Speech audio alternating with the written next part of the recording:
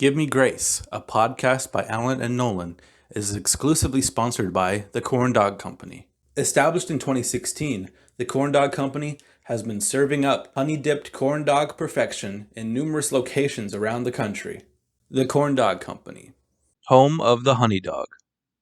With all that said, enjoy the show.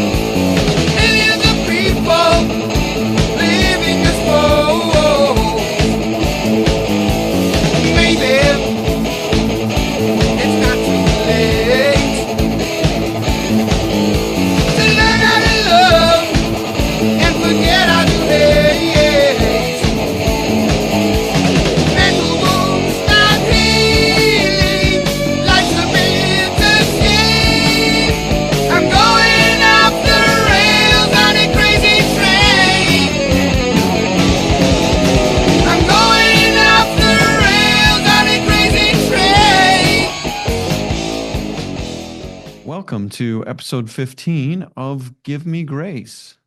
This is a journey through middle age by Nolan, and I'm so grateful that I'm able to play Samwise Gamgee to his Frodo and Frodo Baggins. Okay. And I'm Corky, Alan Hansen. So here we are. Yeah, Exciting. someone was just chatting with me and they said, I said, "Are you ready for your episode?" Yeah, it's just like chatting with a couple of old friends. I said, yeah, keyword being old. Old. Yeah, that's right. So, That's right. So how about Nolan's notes? just so excited that we have an exclusive sponsor. That is cool. It's It's just, a recent thing. yeah, Yeah. pretty cool. So by now, we'll have already seen some of the things, Yeah. but this is the first time that we've been able to talk about it. So Yeah. Yeah. That's pretty cool. yeah. Yeah. So that's fun. Yeah, Yeah. that's exciting for me, especially. And then we can, I want people to know that you and I don't get any of the sponsorship money that Right. just all goes to the production of the Yep. That's right. videos. So That's right. That's good to point out. Yeah. That's all for our production team yeah, of exactly. one. Yeah, Yeah. So, who's back to um, today? well, and I watched the Todd episode and he does a great job. He He really did some does. extra stuff. Yeah, Yeah. He's putting more and more into those. So they're really good. yeah. Yeah. And so, yeah, well, that's really exciting. Very good. Tell us about, do you have any takeaway from episode 14? Um, as much as I wish you could have been there, but I realized you couldn't be there. For Cody to step in last moment, and he did a good job. You'll see Awesome. when you get to Yeah. see it. I was grateful that he was able to be there. He's good friends with Dwayne, so that was good, kind of a natural fit for them. And I had this idea, going forward, maybe if people are a little hesitant, but would rather do an episode together with one of their friends from high Yeah. Someone they're school. closer to. Yeah, that makes some sense. I've told some other people that, like, if you want to do that, we'd rather have the two of you together than neither of you at all. So Yeah, absolutely. Yeah. if that's Good something we call. do going forward, then Yeah. And if they'd rather have me not on, then that's fine too. no, I think, the four of us, and No, then that'd be fun. we'll Yeah. just make for longer episodes. But I think if people are going to be more comfortable that way, then that's fine. Yeah. So, Well, the episodes have been getting longer. It's interesting. Started with Brett and then they some of them have been almost that long, and others have been, closer to 2 hours than one. So Hey, yeah, I think yeah, people are watching, so yeah. Well, I have a takeaway from episode 13 with Travis. Um, my takeaway is just how much more in common, you know, I have with the dude. I don't know if we have more in common now than we did then, or just that we yeah, had that much in common then, but just we're in different circles, you know? yeah, Yeah. I mean, we could have talked so much sports, I you know. know? He's a big baseball fan. I'm gonna move over a little bit. He's a Yeah, big baseball fan, and yeah, that was cool, even though it's the Braves, but we'll forgive that. Yeah, so that was really cool.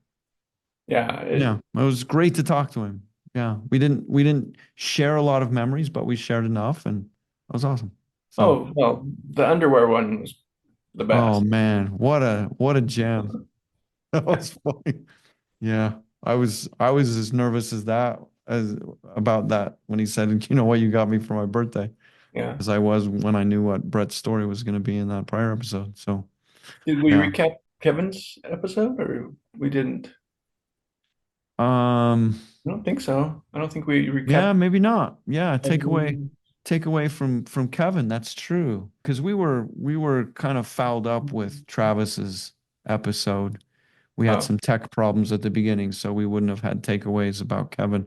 Um, th- Kevin's life has just been really cool. That's my takeaway. Just, hmm. the injury in high school, and then just, giving his life over, and his wife giving their lives over Yeah. to coach and make other people's lives better and be educators. Um, and now he's working with coaches. I think that's really cool. And I Yeah. was grateful to some of the people that we are trying to get on the show are hesitant because they didn't graduate from Grace. But I'm like, hey, we've had Yeah. two Yeah, others that's that right. didn't graduate from Grace, That's right. Yeah. and Colette and Yeah. Brent, Colette and Brand too. Yeah. So, so yeah, you're we're right. okay with that. It matters not at all. And it's starting to matter less if they were in our graduating class too, Yeah, frankly. yeah. So our special guest is in. So Okay, why don't we turn to that? You ready? I am. All right, here we go. He didn't text me yet, but I know he's in. So here we go. Okay, Oh, here we go. maybe it's just his phone that's in. Yeah, that's true. So look There at he is. this. There he Hey guys. is. Hey, so great to see you. Yeah, Awesome. ditto. You Yeah. know, So I've I don't seen know pic. why I always laugh when people first come on. I'm not laughing at people. It's just Yeah. fun. I guess, a fun laugh. Yeah. So No, this is it's good. yeah. Yeah. Awesome. Well, it's so great to see you, Jeff. This is excellent. Yeah. We're getting you from your home office, looks like. Yep. Yeah. Um, the paint, tell us about the painting over your shoulder there. We can see Oh, some of it. Is that a particular scene or just like a river scene? it's just wall art, I guess. Okay. That's one thing that my wife and I have started. That's a hobby of ours. My wife's actually much better, but it's not one of our paintings. It's just a local Okay. artist. Oh, But oh, nice. that's A local great. artist. That's cool. Yeah. You just have a collection of art in your house. You're gaining collect. Yeah. My wife's art mostly, some of mine, but she's become a pretty talented painter. She oil Oh, paints and wow. really likes it. So That's yeah, awesome. that's Okay. kind of one of her hobbies she picked up in during COVID. Yeah. Was it like she start with the Bob Ross stuff, or she go just No, right to the painting? she has a girlfriend that lives up the street that they've been good friends, and she's an artist, and she'd go over there and paint with her and do that kind of stuff. Okay. But she's painted some portraits of my daughters, sons. Okay. Some of her artwork's pretty good. That would be awesome. Thank you for joining with us. And I want to say that maybe I've told you this already, but the way you kind of kept our Facebook group chat Yeah. running for so many years helped inspire me to start this project. That's true. Well, that's good. You're to blame for all this. Yeah. I know. I go through periods of nostalgia and I want to catch up to everybody. But so I usually it's those sleepless nights and such that I get. I'm just wondering what's going on, and I really liked. When we had our first class reunion, that was all kind of coordinated and scheduled through Facebook. So it was the first time I really got a Facebook domain or whatever you call it, and started making all these friends and bringing back, good memories always, and reconnecting. Not always totally reconnecting. That's the great thing about social media is you can kind of stalk from afar, I guess. Yeah. Sometimes I But feel it was fun to kind of have those guys, and just Facebook and social media in general has gone commercial a little bit more. And I don't get on social media very often, and so when I do, it's usually killing time, and I get stuck on those shorts. I go down rabbit holes all the time. So for a long time, my Facebook was just full of funny cat videos. There you go. There's nothing wrong with funny cat videos. Yeah. Well, we're gonna dig in. Yeah. The questions. You've been watching some of the episodes? Oh yeah. Been loving all of them. They've been great. Watched them all. Yeah. Excellent. Really good. Awesome. It's good to see everybody doing so well. No, it's been fun to see you guys, and and just see familiar faces as we get older. I still can recognize y'all, which is good. Yeah. It's like, okay, we all look like we probably think that we would look if we were 35 years older than the last time that we saw each other. Yeah. Yeah, I don't know. Yeah, at least you look familiar enough. I can pick you out of a crowd now. I see the similarities.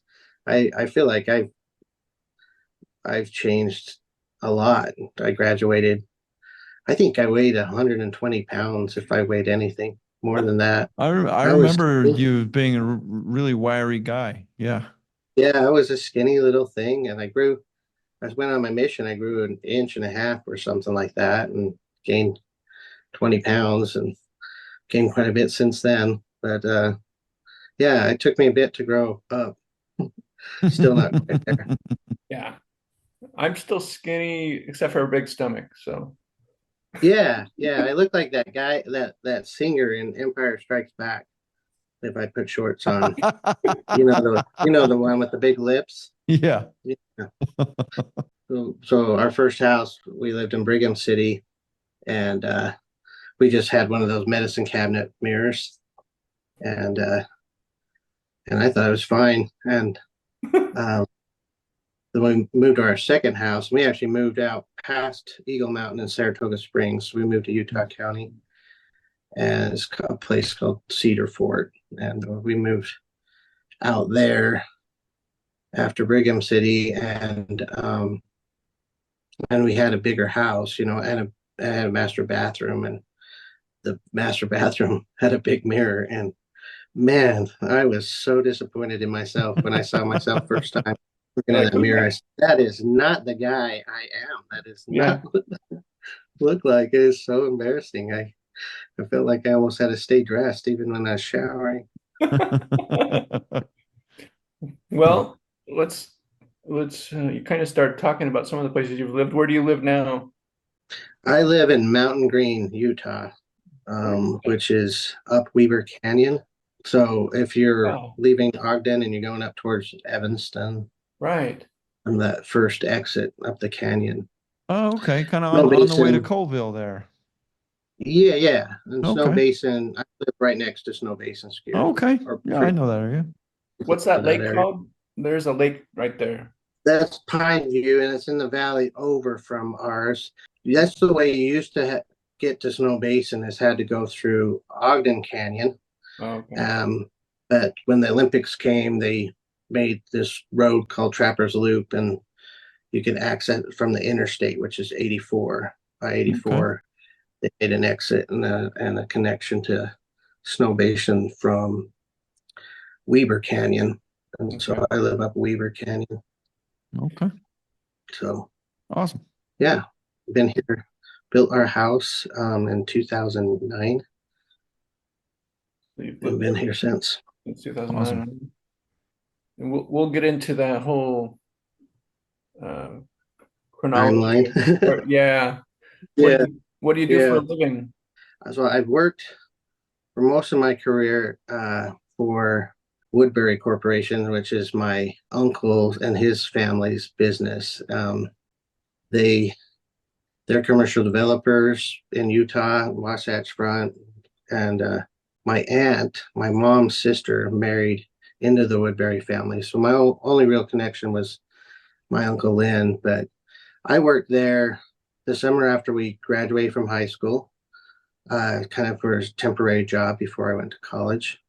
And so I spent this summer down here, and then that was my first job as a graduate from college in 98.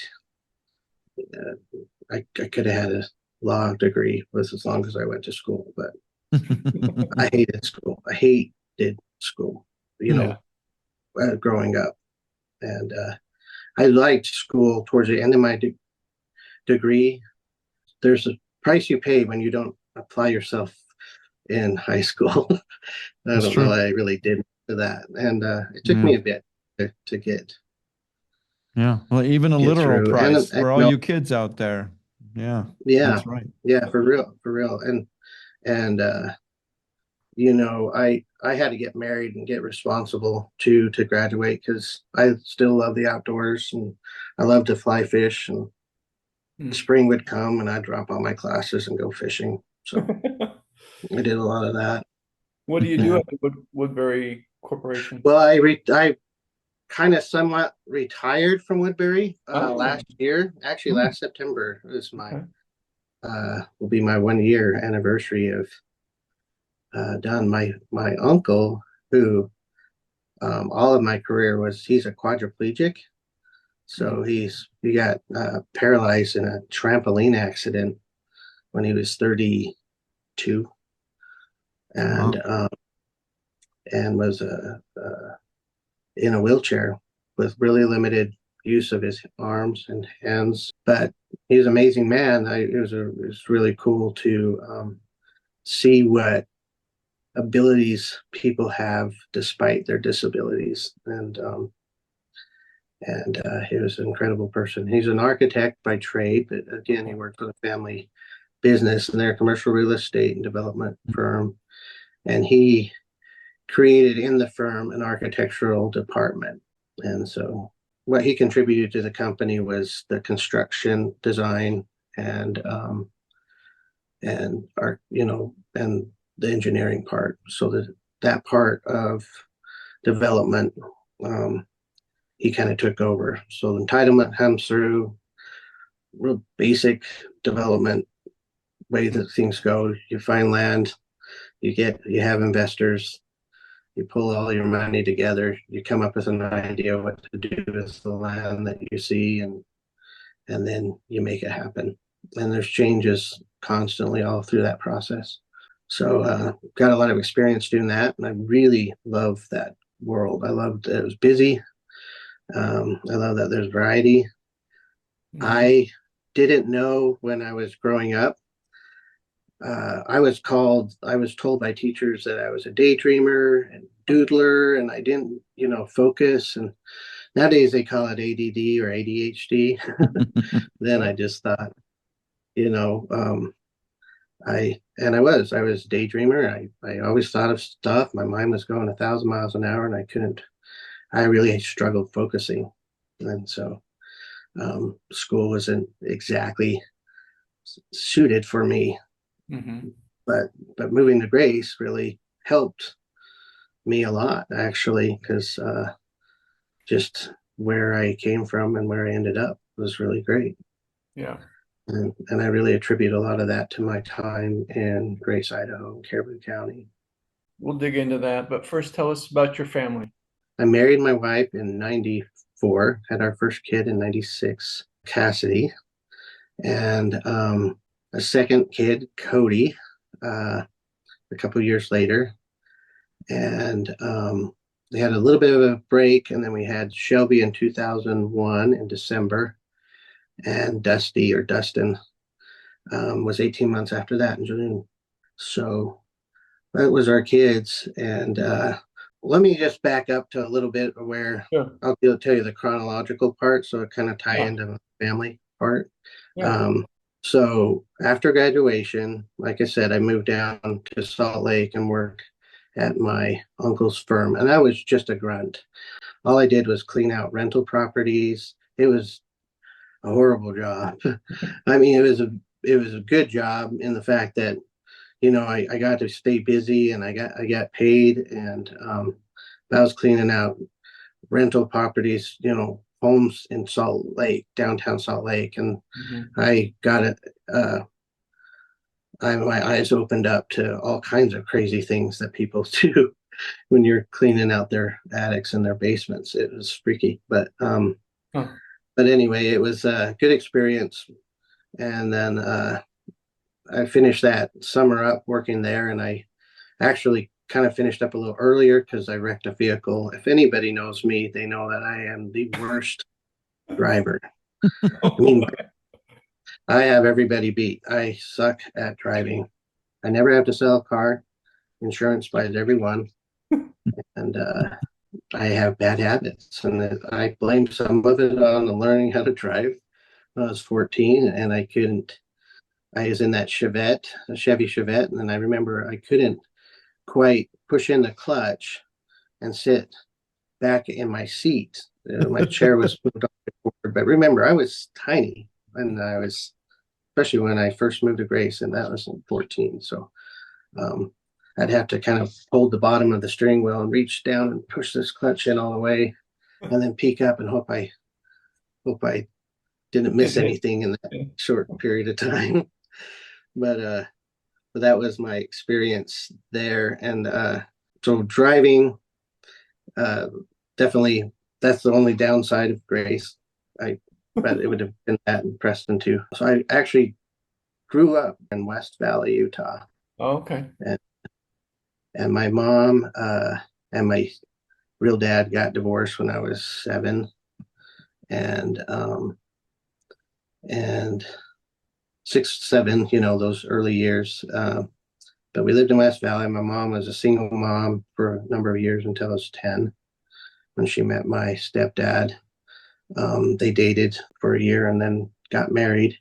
And he was actually worked for a Rio Grande Railroad. So he was, he did that, and he worked graveyard shifts. And so you can imagine all of a sudden coming from being he was a single dad too. He was divorced, but for the most part, his kids lived in Tooele and he lived in Salt Lake, and graduated from the University of Utah with an electrical engineering degree shortly after he married my mom.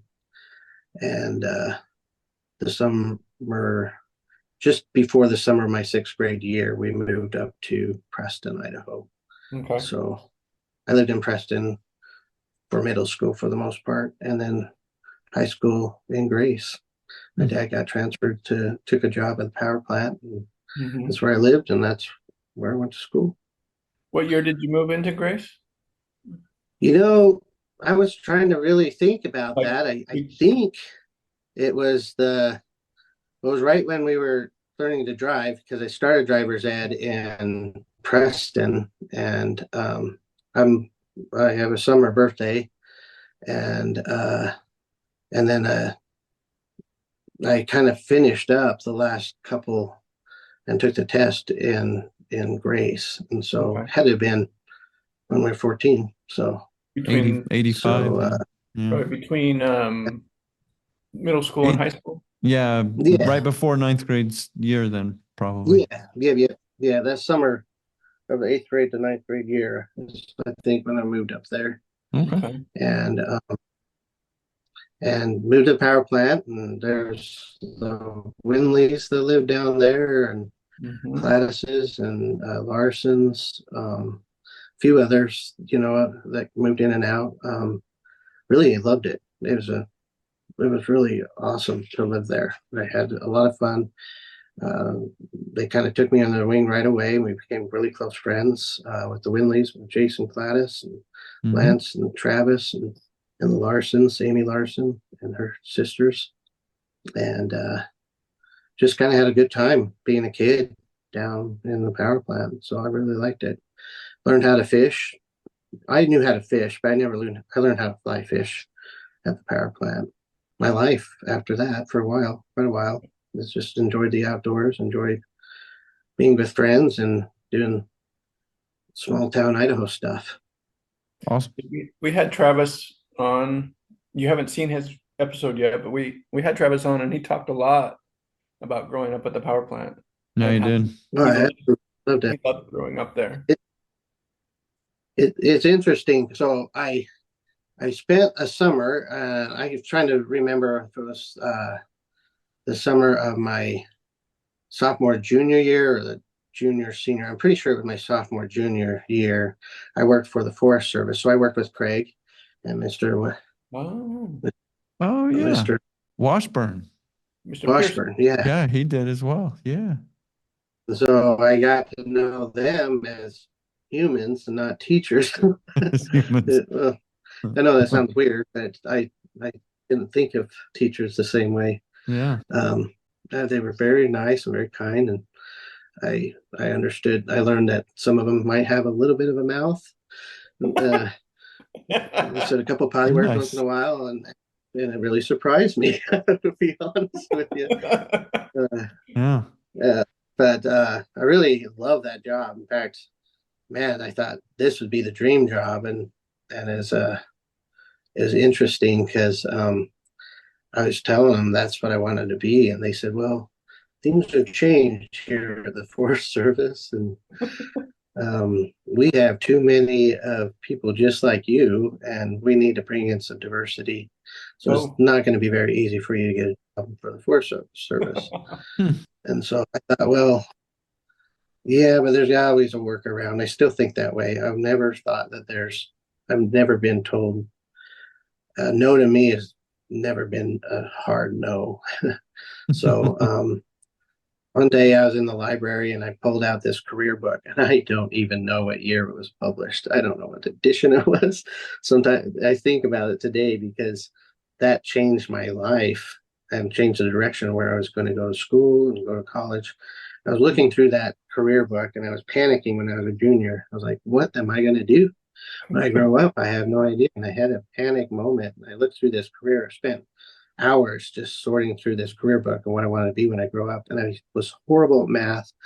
So anytime I saw something in a career that emphasized math, I steered away from it. I was shy. So anything that involved public speaking or being around groups of people terrified me. And I was all those things. And so, but anyway, I was thumbing through it and got to the L's and got into landscape architecture. And they actually had a landscape architect in Soda Springs at the office there. And I thought, well, I know that there's that's something that the Forest Service does. And then in that book, it threw out all the demographics, who the people are that are in the profession, landscape architects, who going through, what's the percentage of them getting licensed and continuing through, and what their pay scale, and then what career paths they go in after graduation. And it went through it, and it was, and this is a really true thing because I can tell you when I graduated, when I was going to college and went through the course, the statistics are consistent, but it said that most of everybody that's interested in landscape architecture were white males, and just like me, and 60% of all landscape architects get hired by the federal government. Mm-hmm. And most of them are going to the Forest Service or the BLM. And I said, "Oh, this is perfect."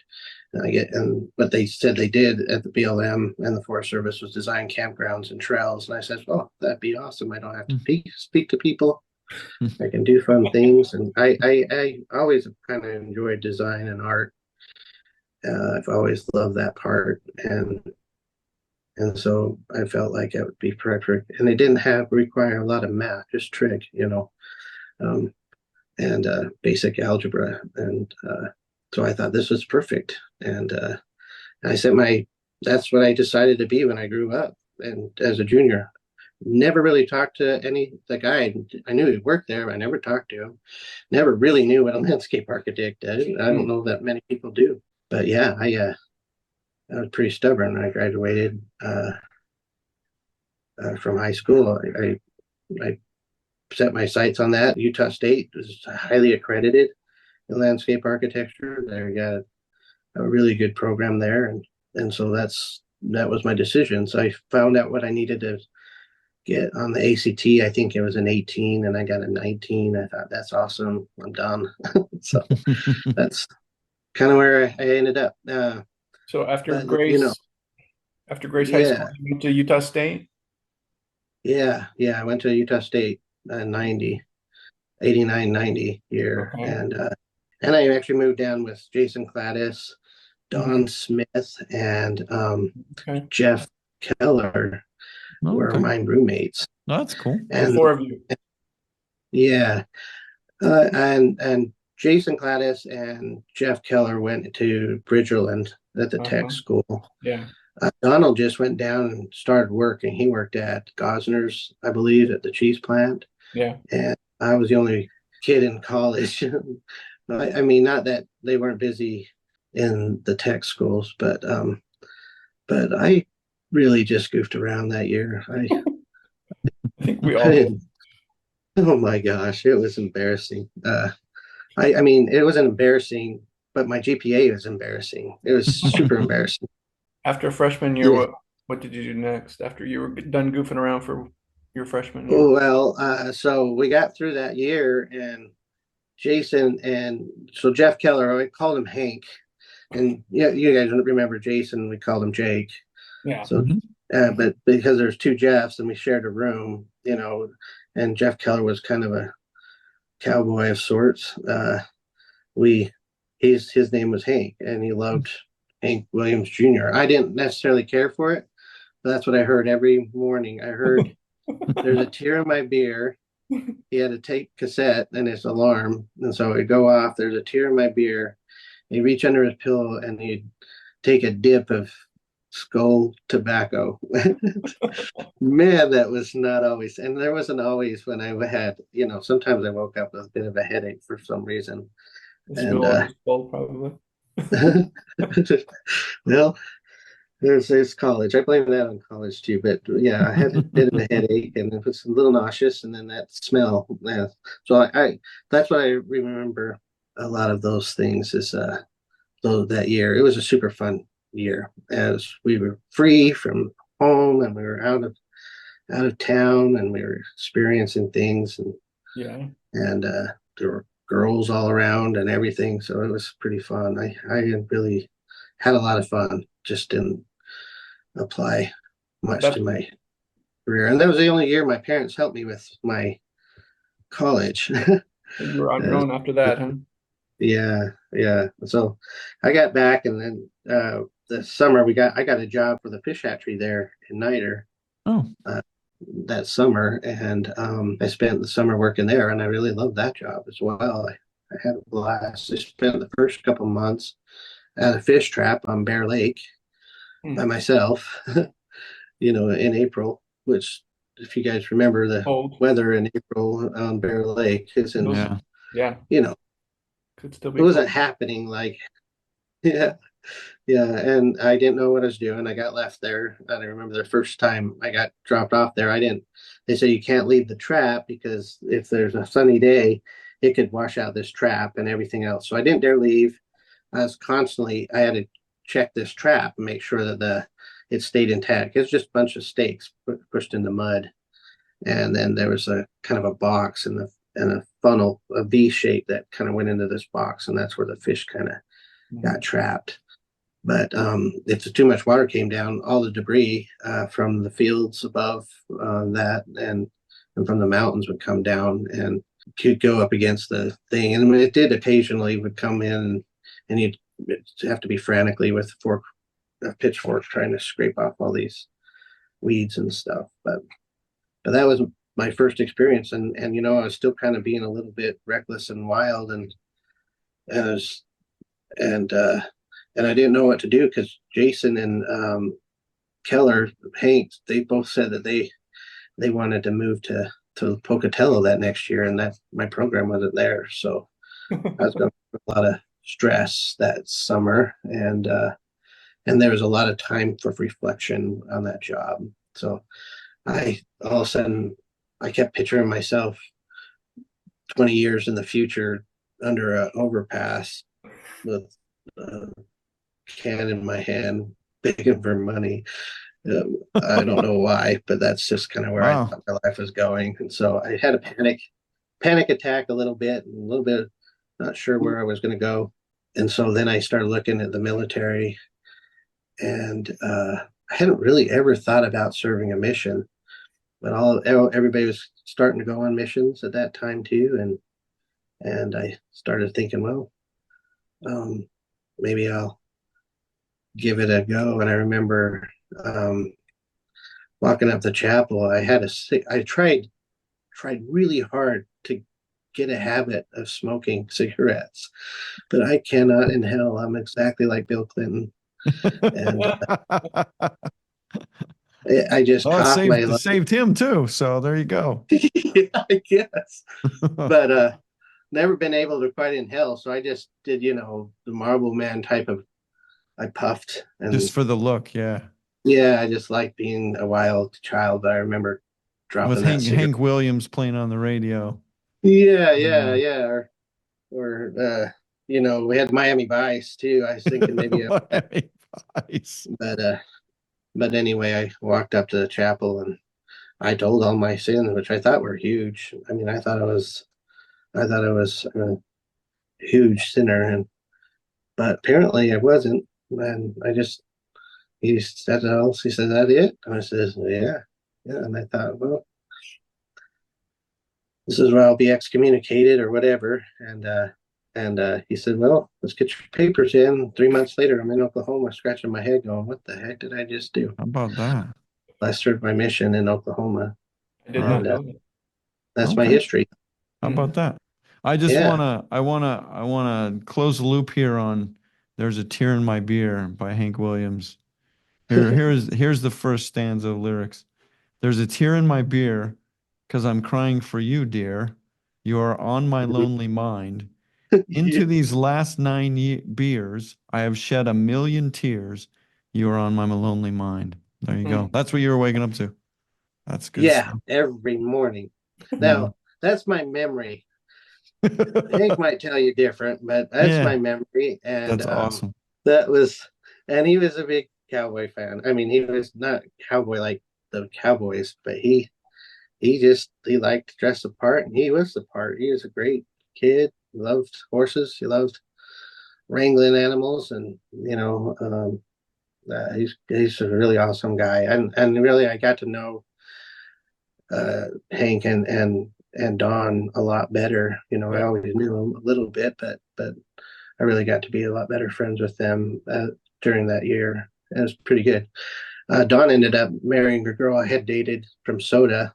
I didn't date many girls from Soda, but her name was Lisa Lakey. And then I remember one day he's like, "Hey, do you mind if we only dated a couple times, but he asked me one day, he's like, "Do you mind if I start dating?" And I'm like, "Yeah, sure." Ask for permission. Wow. How about that? You don't have to ask me, but he's so like, formal. "Well, I really like her." And they ended up being married. And I think they're a good. So I'm sure they have a good life and family. So when you got home from Oklahoma, how did you end up meeting your wife? Oh, well, Oklahoma. Yeah. So I served those 2 years in Oklahoma. I think I wrote my parents 4 times. Well done. I called Jason probably 1,000 times, with the phone card and everything. And it was illegal, but he's still my good friend and stuff. And so he had whenever I needed to somebody to talk to, or I was homesick or stuff, I'd call him. But Yeah. my parents moved when I was on my mission, and they didn't tell me where they moved, and so I came home. You're like, where did everybody go? Yeah, I think there's yeah, a movie like that called The RM. Wow. How yeah. about Well, that? yeah. They again, this is Wow. how I remember it, but yeah, they didn't tell me. They're They ended probably up. like, next time he writes, we're gonna write him back and tell him we've moved. And Yeah, you yeah. Oh, never by the wrote way, him. we moved to Gillette, Wyoming. That's the armpit. There, I believe in the West, there's two armpits. There's Gillette, Wyoming, and Wendover, um, and the rest of the body is in the middle. The good parts are in the middle. But Gillette wasn't. I mean, Oklahoma was okay. I had great Okay. experiences there, but it's I the like that. okay You said state. Oklahoma was okay. Yeah. Yeah, Well it done. is. Yeah. It's the okay state, and that's how my mission was. It was Okay, okay. state. I didn't know Texans. where Oklahoma was either and then somebody told me it was the gun state. And my brother Preston, I don't know if you remember Preston Yes, I do. Gabriel, We always but loved him. I always loved his hairdo. I was jealous of his hairdo. oh yeah, I'm jealous of everything about Preston. Um, there's that Dirty Rotten Scoundrels. You remember Steve Yeah. Martin? Yeah. Uh-huh. So I get my call, and it wasn't like it is today, where they have these fancy little grand openings and stuff. I was just with Yeah. my family, It's and I gotten opened really the call, and complicated. yeah, it's crazy. But I opened up my calling, and I said Oklahoma City, Oklahoma mission, and I'm like, where the heck's that? And I think Preston said, oh, I think that's the gun state. It's shaped like a gun. And then he goes into the kitchen and grabs a pan and a spoon, a big serving spoon, metal Yeah. serving spoon, and he comes out running just like Steve Martin, and he's just running with this crazy voice going, "Oh, Oklahoma, Oklahoma, Oklahoma," and that's how awesome. he lightened the mood there, because I was trying to wrap my head around where the heck Oklahoma was. But yeah. So you were in Oklahoma around the time of the Oklahoma City bombing, then maybe right after. Just before, yeah. I don't know. I was there during Desert Storm. My first area was Okay. Tinker, Oklahoma, which is a pretty rough suburb of Oklahoma City, and it's actually an Air Force base. And so the members, okay. most of the members of the church were military people, and so I got to Okay. know. Okay. And I served on base and stuff, and so I kind of feel like I got a little bit of military too with my mission, because Interesting. I got to know so many of those Yeah. No, guys there. yeah, the Oklahoma City bombing. I was thinking wrong. It was 1995, I think. So Yeah, you would have been after, before that. You probably watched that a little more closely than most. Oh, But I no. knew exactly up that street. I knew exactly that building. Wow. Yeah, quite. But I moved there, and Garth Brooks, he's from Oklahoma. I served in an area where his parents tracted their door once, and Nice. Reba McIntyre, she was in my second area. Wow. That was my favorite area. My first area was an eye opener for me. If you can imagine Oklahoma, coming from Grace, Idaho, going to the suburbs of Oklahoma. See.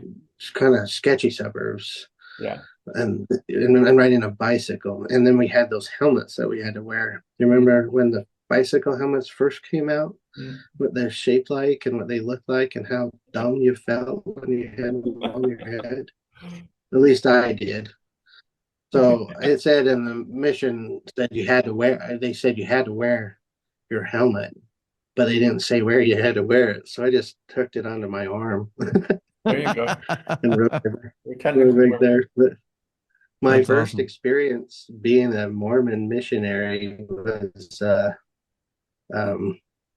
I have to tell this story because it's one of my, this is how I kind of got initiated into reactivating myself. I hadn't been going to church since I was, I don't know, I hadn't really been active since I was a sophomore.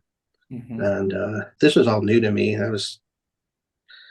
didn't know what I was getting myself into really, but I just know that I needed to clean up, and I needed a little bit of time to kind of find myself. And so I felt like this would help me do both. But anyway, remember riding my bicycle down this busy road, and there was just a white line, and the asphalt ended at the white line, and then it's just the bar pit, after that. And so you're just hugging this white line, and these cars are whizzing past you, 50 miles an hour, and you're going 10 or 15, and I just remember going, what am I doing? And my companion was kind of gaining distance, and we had an appointment kind of at the edge of our area, and all of a sudden, out of the blue, I get hit with the burrito in my back. I didn't see that one coming. No, it was lava hot too. It was, the ones you get at 7-Eleven, you put it in those microwaves, and they're always way too hot to eat, and they scorch your tongue. Put a little ketchup on them. The big mama ones too, those bigger ones, and that sucker hit me, and I mean, you can imagine what a burrito does to a person at 40 miles an hour. And I ended up in the barrel pit, I barely kept control. I didn't wreck, but thinking as my helmet was on my arm. Yes, it saved you. My arm was perfectly safe. Everything was fine. And I sat there, and I was like, and it was hot. And so I remember kind of pulling my shirt back, and I had just brown burrito all up and down my back. And my companion, his name was Elder France, he came back and he says, "What are you doing?" I says, "I just got almost killed by a burrito." And he looks at it, and he reaches down. I remember him picking up a piece of styrofoam plate. There was garbage everywhere. Starts scraping it off my back, and he says, "Well, we got to get to our appointment. We got to go down." I'm thinking, no, we don't. I need to go home, sit in the fetal position underneath a table, and cry. I'm not going. And he says, "We have to.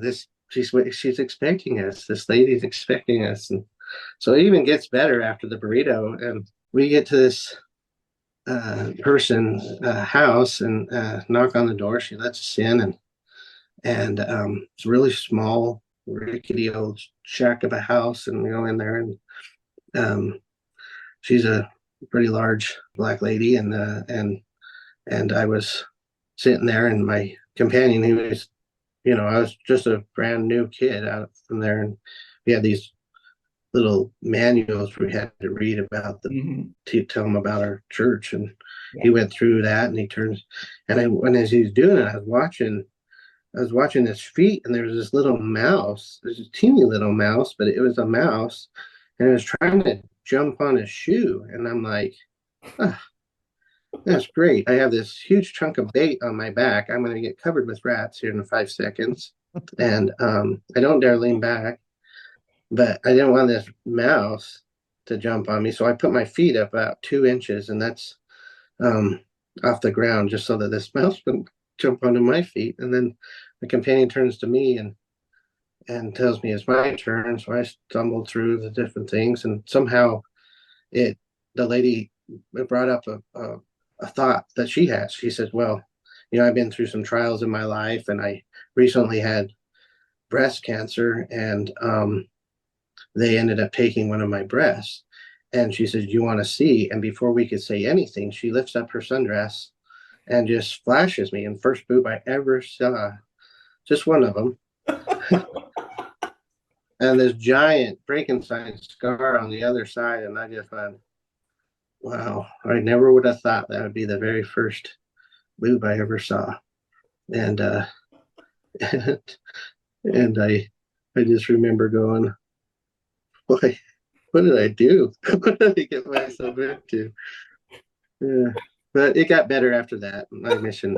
I have a few other really good stories, but that's my initiation into the. I don't know if you can beat that day. Porky and Brett have to hold up a sign, and you get. Yeah, I mean, yeah, it's the life isn't fair sometimes.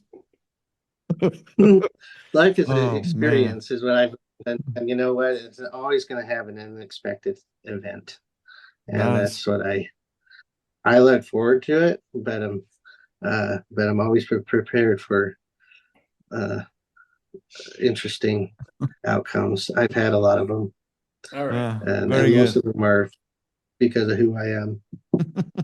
So back up. Tell us, you started telling us about your family. Tell us, how you met your wife? What's her name? Yeah. So I'll get to that because it has something to do with my sister Okay. and kind of ties her into Grace just a little, but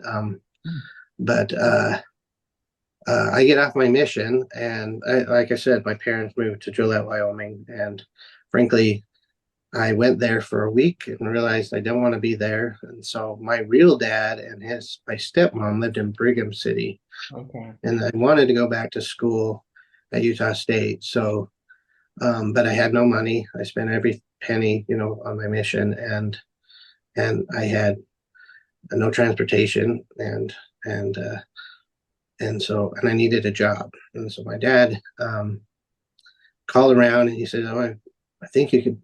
He knew somebody that worked at Westlow, which Proform is now. I don't know. I built treadmills, assembled Yeah. treadmills. Oh, yeah. Mm-hmm. Yeah, my uncle was a manager there for a long time. Yeah, loved the job. It was a shift work job, and my brother Preston he left Grace junior year. I can't remember, but went back and lived with his mom and found a girl there and really fell in love with her. And he was just Twitter pated. And she was going to school at Utah State. And so it wasn't hard to convince him to be my roommate because I realized I can't live with my stepmom and my real dad. Never really lived with them before. And there was a reason.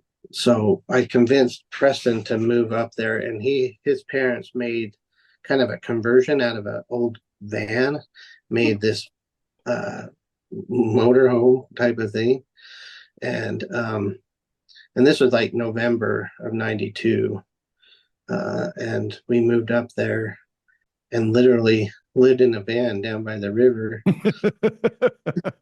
I was wondering if that was common.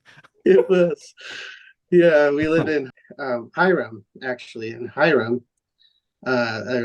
we started working at Proform, where it was Westlaw at the time, and one of our coworkers said, "Well, you can park that," because we were just parking in the wall where I don't know if it was Walmart parking, but we were just finding places to park. And she said, "Well, you can park it in my driveway," and she lived down by the Blacksmith Fork River, and so that was our winter. I spent the winter in a van down by the river, and my brother Preston had my only mode of transportation, and his girlfriend lived at the dorms at Utah State. And so sometimes I'd tag along with him. I always felt like a third wheel, and sometimes I was just stuck in the van down by the river, contemplating what I was doing with my life again, thinking, You're getting closer to that underpass in your right little there. 21-year-old mind. It has to be warmer, We, yeah, it didn't. We had a little space heater, but after the first couple weeks, she got her first power bill when we moved there, and because you're using those little space heaters with that glow red, Yeah.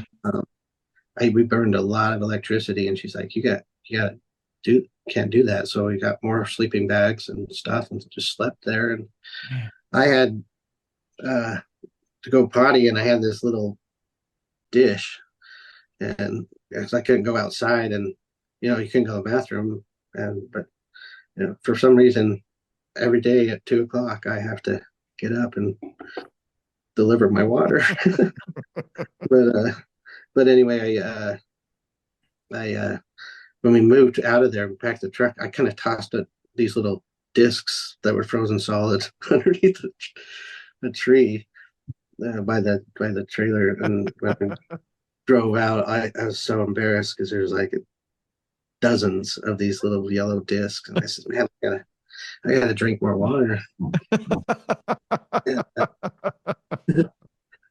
So anyway, that was my experience after my mission, and so I struggled, trying to get my life back together, and and trying to figure out what I was going to do and get myself back into school and earn enough money.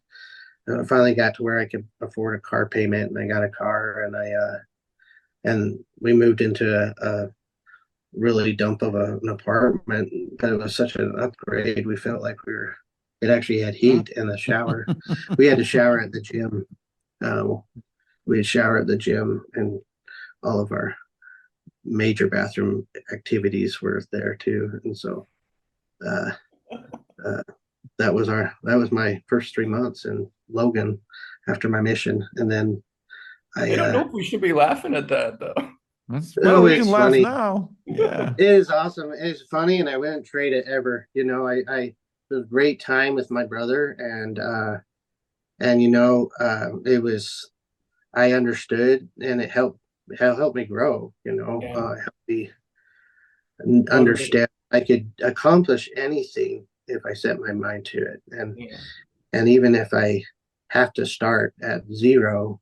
And that's what I didn't realize before I left, is I thought, if I didn't do this, what am I going to do? If I wasn't going to be a landscape architect and I can't follow through with my goals, then what's the sense in continuing? You know, I just had a firm feeling that I just didn't want to ever be a quitter. And I kind of stuff I learned at Grace, you know, working for farmers and just the lifestyle that they had and the work ethics and stuff like that. I really gained a lot of that from that community up there, as the values that community has: strong work ethics, family is important, and the love of the communities, is crazy. I loved that everybody waved at you when you drove down the street. I just love that.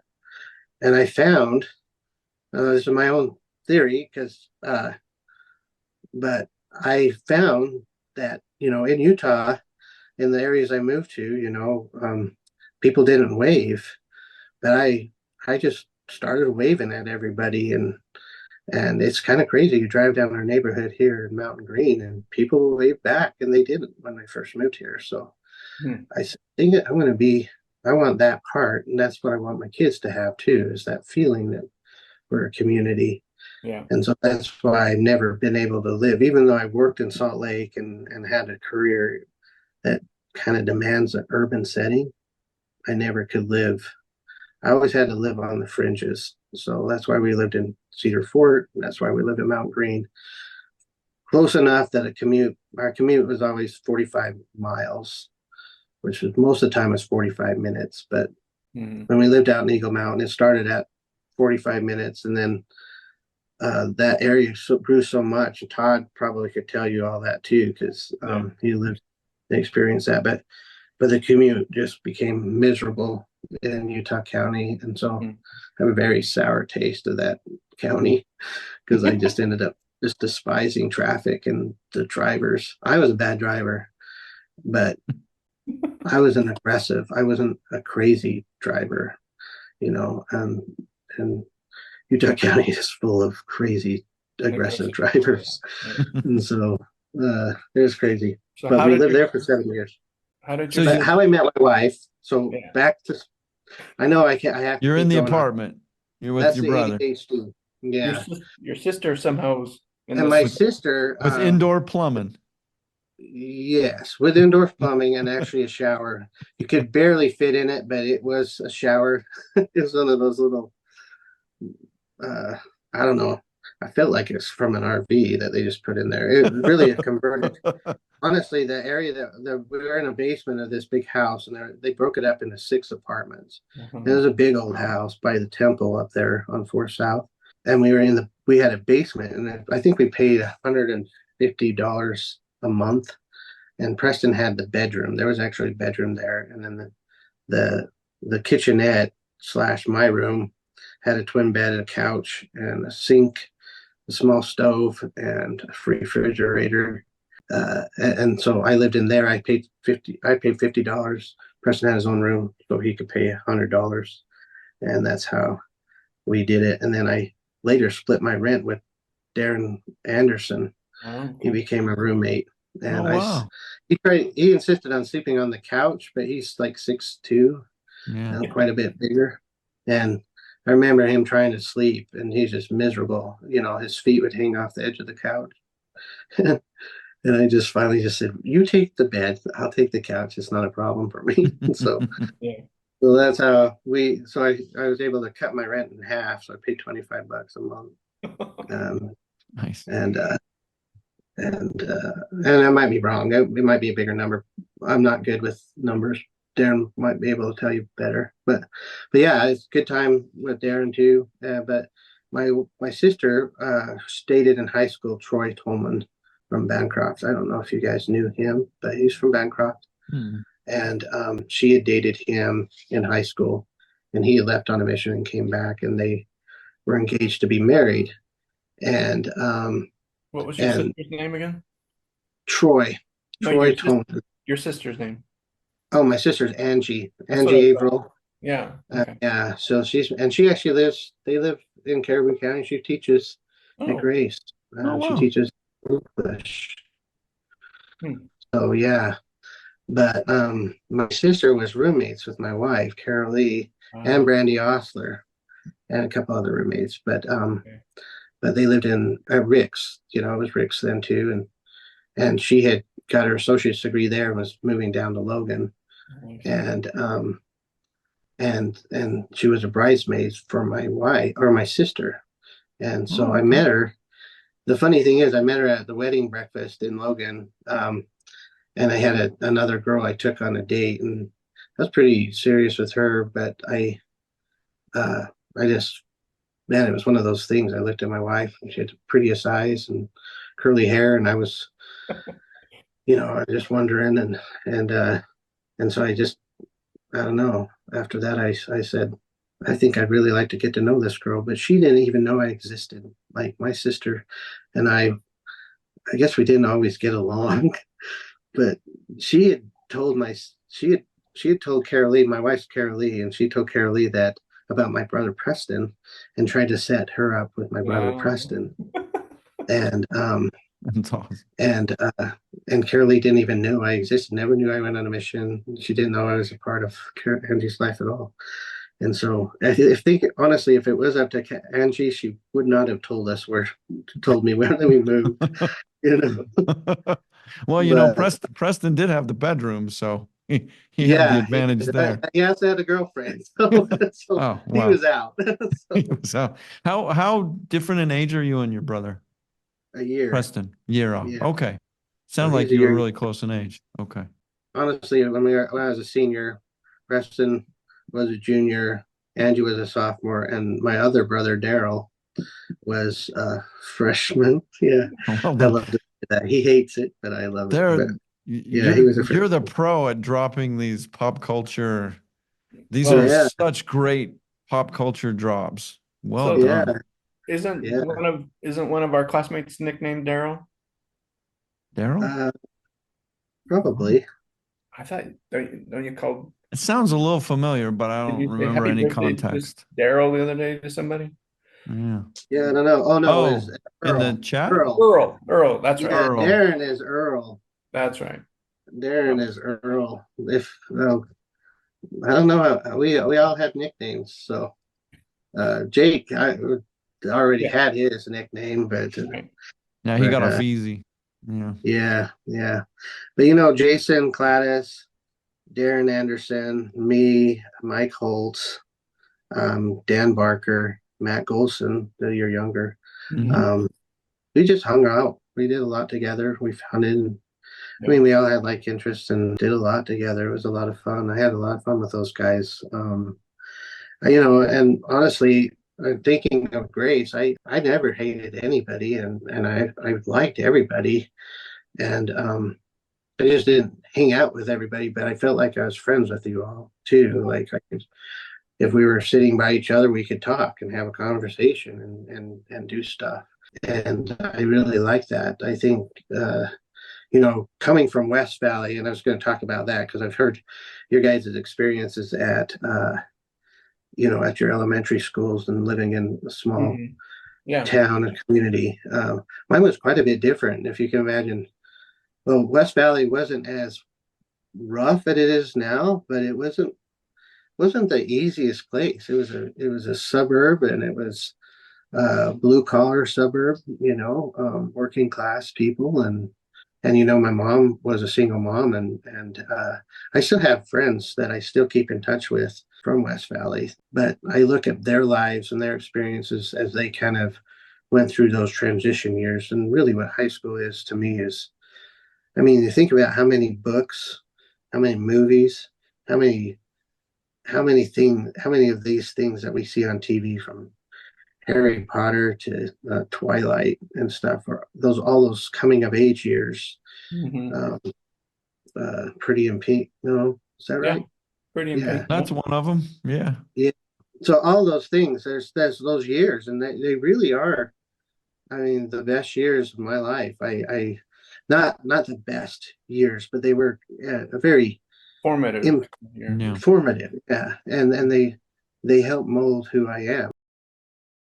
Give Me Grace, a podcast by Alan and Nolan, will return after these brief messages.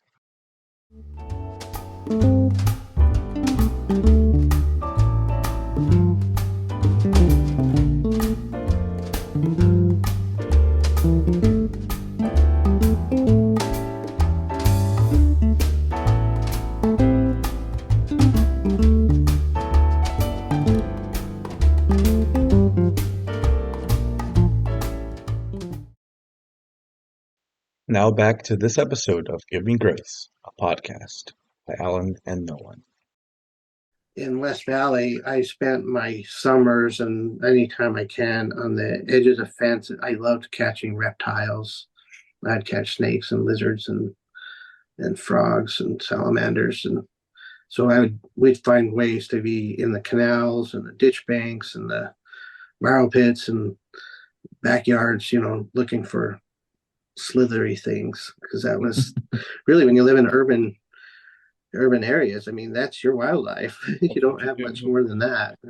Then when we moved to Preston, I couldn't sleep at first because there were no airplanes flying low, because we were in the flight paths of the airport.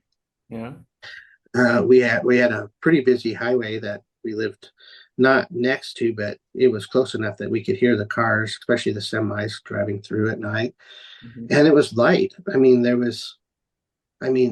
Night had street lights and porch lights and car lights, so it never was quite dark. First night I lived in Preston, I'm laying in my bed just terrified because I can't see my hand, even though it's right in front of my face.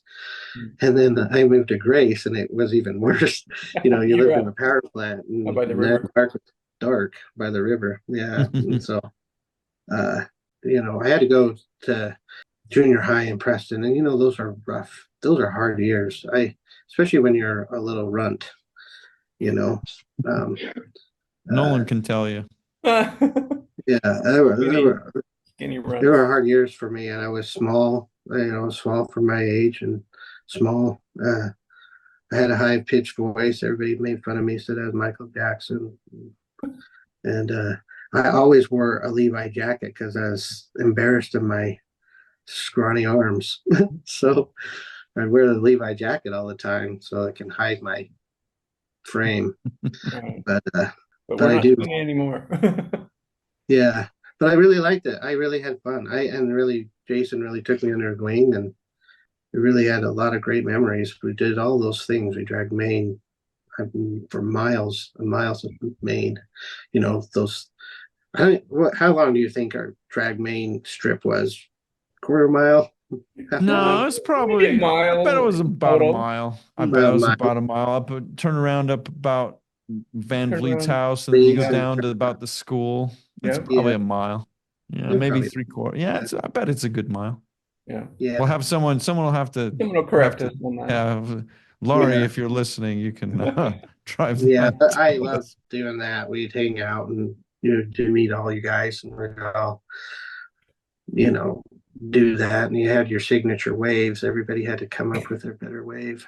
Or you're going to be the one finger guy, or you're going to do some wrist motion. Yeah, but then you do the stuff ironically. Yeah. Like that. And I remember she used to be Susie Rude. Yeah, Oh, yeah. his older sister. I remember her driving down, and she would always do like literally like the Indian howl. Hmm. You learned that from your husband? I don't know. She was really Very good. funny. But I remember everybody had a kind of a unique wave, and I was always trying to come up with my signature wave. How I was going to do it because you didn't want it to look like you're flipping somebody off. So Right. Yeah. because there That was wouldn't always be good, that too. Yeah. especially if you Because were that's like, what you did to your friends, but you didn't want. You know, Yeah.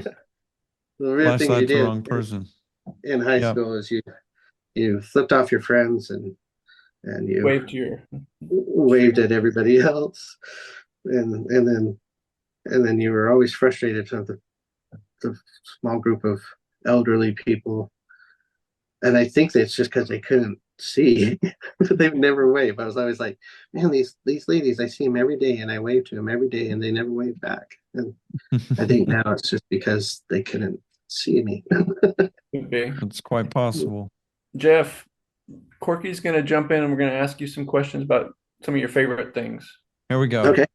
What about favorite food? Burritos? Hurling at you at 40 miles an hour? Probably not.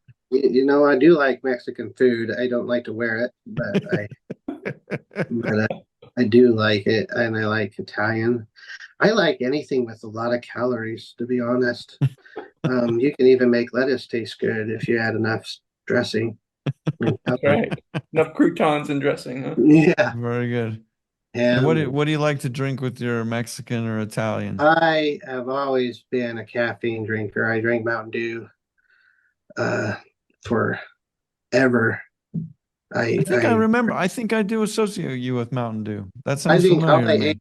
I think all I ate in Grace was Mountain Dews and Mars bars and snowballs. The pink little Oh, snowballs. yeah. Yeah. I know what you're talking about. I love those things. Yeah. Still do. But Mountain Dew, I really like it. And then the energy drinks came out.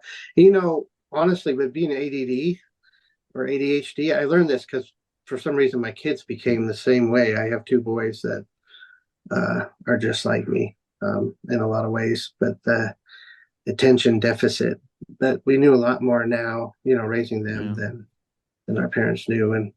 But caffeine, actually, I kind of self-medicated with that because it kind of did the opposite for me. Yeah, that makes sense. It helped slow me down and help me focus. And so Yeah. I always, if I didn't have a Mountain Dew, I couldn't focus. I really couldn't pay attention. Yeah. Well, the first ADHD medication was essentially speed. I mean, Yeah. yeah. Really? Yeah. So yeah, it's kind of interesting how. Effects similar to caffeine, I think. Yeah, and so rock stars are great. I love rock stars. In fact, there's a local convenience store here that I pick up a rock star every morning on my way. I got really tired of the commute through town, Salt Lake, so you can actually drive around through Colville and then through Park City. Yeah. And so there was a period of time I just would do that. So the stop by this convenience store is quite a bit more miles, but it was about the same time when you consider traffic and everything. And your fate is in your own hands at that point. That's what I love. The only thing I run into there was deer, But Very good. How about let's do dessert. What about dessert? Fruit? I love pies. I want to say I love fruit pies, but I like the cream, like a banana cream or just a nice heavy, like I said, calories. But if you put enough calories on it and whipping cream, I'll probably eat. You're good. All right. Which is bad, because I still probably have a high metabolism. If I just stopped indulging myself with those, I'd probably be 120 pounds again. But my metabolism has slowed a bit. So very good. So what about music? What did you listen to back then, and what do you listen to now? Well, I was a big metal fan. I loved the heavy metal because I was living. Remember, I came from West Valley, which is at the time was blue collar, and so my friends, we listened to Rush and Ozzy Osbourne and Black Sabbath and Queen and that's what I had in West Valley, and I kind of carried that with me up to Preston and stuff like that. Now, my brother Preston, he lived in Tooele, and he got into the music that you like, Nolan, and he loved Cure, the Depeche Mode, Yaz, OMD, Orchestra. What other ones was it? The like any kind of synthetic, synthesized or whatever music, and actually I really like that too. Preston hated rock so bad that and I didn't hate his music. So, when we were getting ready in the morning, we'd listen to music when we were showering and getting ready. And I always would listen to those songs. And so you probably found that The Cure was less melancholy than Hank Williams, though. I'm guessing. Like, it's a step up. Maybe. Country in the 80s was a lot about sad things, like your dog died and your wife cheated on you and whatnot. But and you did sing about trucks a lot, and you still do. And I still like the metal bands. I love Ozzy Osbourne. I always will. I like country. I like some of the old country, and I love the new stuff. And it's interesting that there's been a couple of people that say they like Post Malone, and I am an anti-rap guy, honestly. I say that, but I liked the Beastie Boys and Run DMC and from the 80s, and then I like Linkin Park, which is kind of like rap, but I get after my boys. My boys would always try to listen to rap, and I like. My oldest son, one time I said, well, why do you like rap? It's just, I like about every genre of music except for rap. I just can't do it. And he says, well, because I can relate. And I'm like, you can't relate. You don't live in Compton. You live in Elm Green. There's no relationship to that.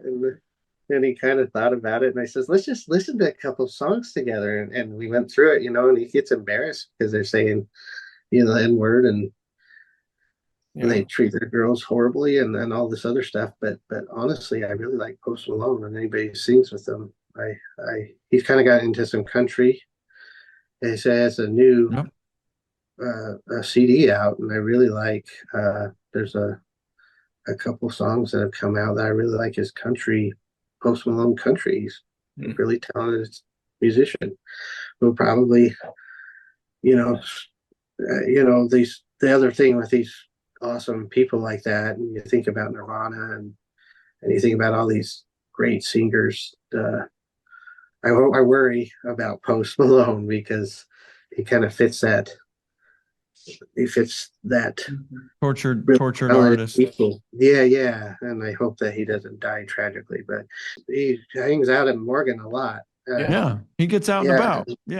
Yeah, so my kids have run into him, and he's been really pretty respectful of all of them, and he's pretty cool. So my kids, I like Post Malone. I don't tell my kids that because I have to stay strong. Well, they'll see your video. Oh no, they don't know. They're not going to watch your video. They don't watch Dad's stuff. They might. They might. But they're going to learn about all your deep dark secrets. And some of our people just do it as like a family activity. They just put it on and go. Oh, well, I don't know if I can get any of them to. I mean, for me, it's wonderful, and I just eat up every minute of these episodes. But they're, this other generation, they are down to, if you can't say it in less than a minute, or 100 words. What we're doing is like the opposite of a TikTok video. Absolutely, we're doing it the 80s way, and that's the best. That's the best. Let's just drag it on and be ready. Okay, so you've talked about fly fishing. Let's talk about that a little bit. You got into fly fishing down by the power plant, the river down Yeah. there. What river Gus is that, by the way? I'm embarrassed that I don't Power plant? know. Yeah. That's Bear Black River? Canyon. Yeah, Black Canyon, Yeah. where the bridge was and all that. I think I Travis said that he learned how to fish down there too, or something like that. Yeah, I think yeah, so. it was kind of Yeah. the thing, Camping and fishing. and Very good. camping, fishing, and doing all that stuff. And do you know where the Gilberts live? Yeah. Yeah. The Gilbert Farms. Well, Yeah. Yeah. we live down.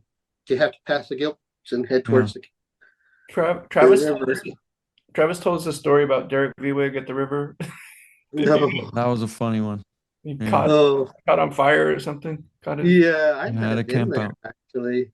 You might have been there. That's Yeah, awesome. well, there was a lot of things that we did at the power plant that was kind of crazy. There was an old, so you up where there's a footbridge that goes across the river that's still there, and there used to be an old ranch house. We called it the ranch house that was kind of off back in the canyon a little bit, and it was vacant, and we'd all go up there, and Travis did a lot with us, and then but those first years we'd all walk up there. Amy Larson, my sister, and us would all, a group of us would go and we'd scare ourselves by going to this haunted vacant ranch house and look in the cellars and all that stuff and scare the heck out of us and run like banshees all the way back to our house, But it was good memories, just doing crazy kid stuff, running through the canyon with my dog and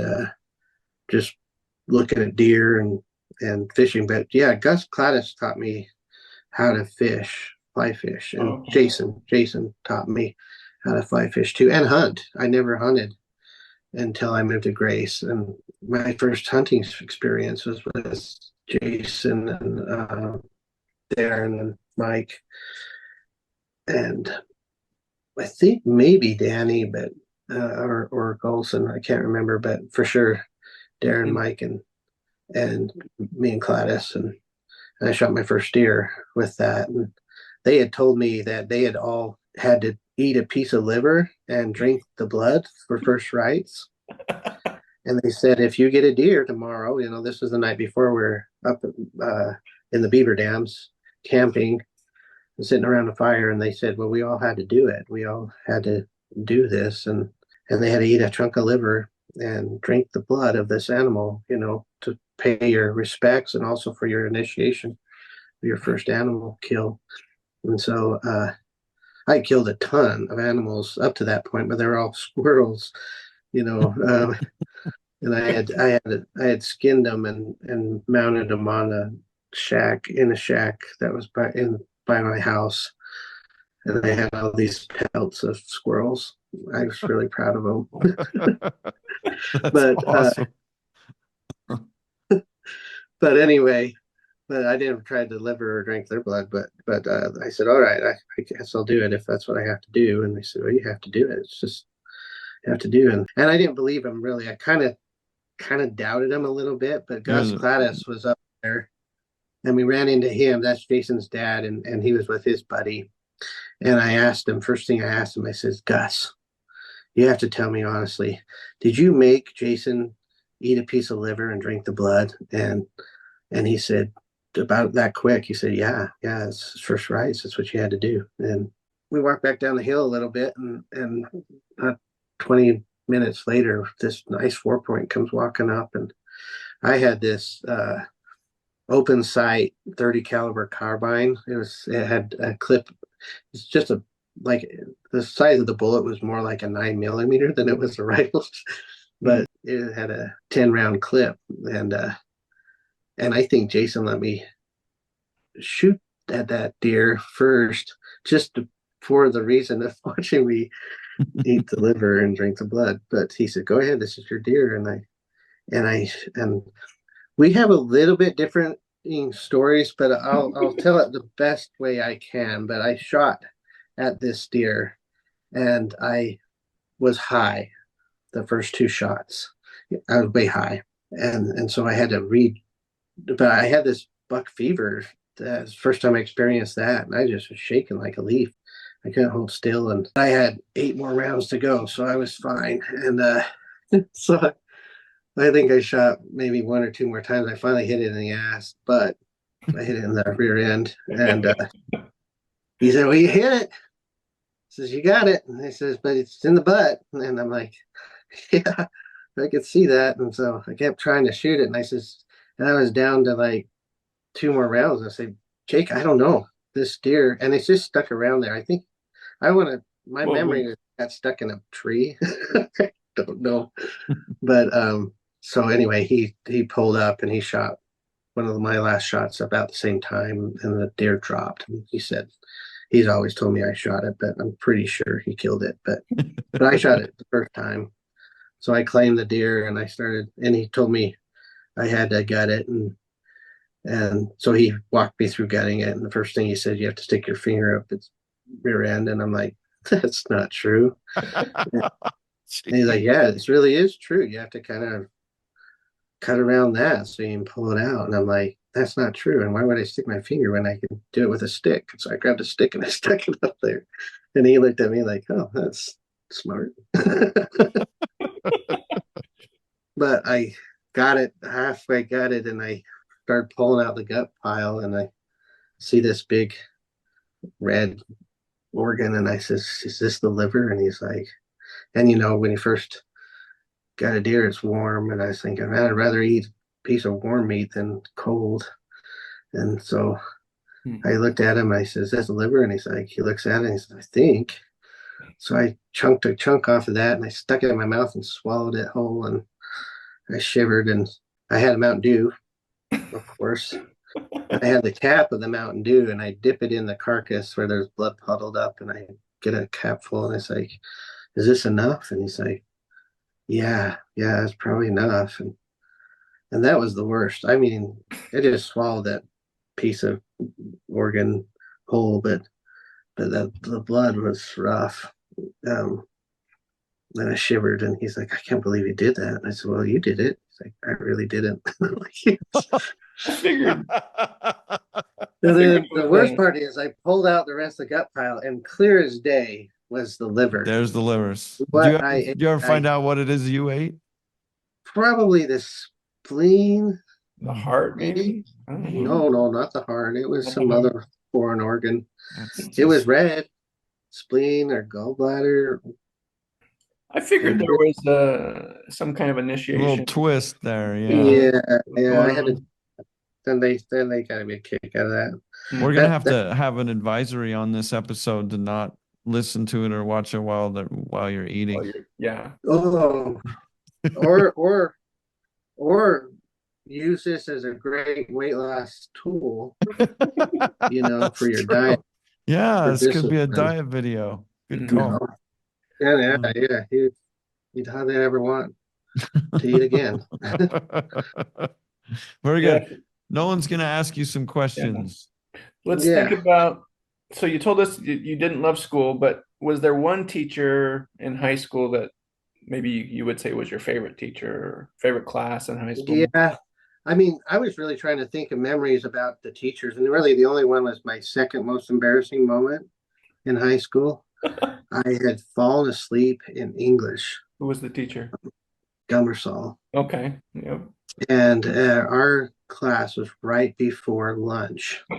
And I had slept through the rest of that period and all of lunch, all the bells, and was halfway through the senior class, English class. So she just left you there? Yeah. And it was at the back of the class. I was right next to her desk, and I woke up. I had a big drool of spit, on the book the fingerprint on my forehead, and this drool. And I look up, and Mrs. Curse, and she goes, "Well, did you have a good nap?"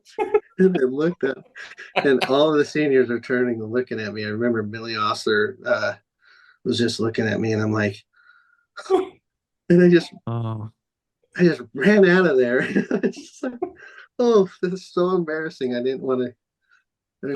That's awesome. If that was your second most embarrassing moment, Yeah. you're gonna have to Yeah. tell us your most embarrassing moment, Oh, I don't know.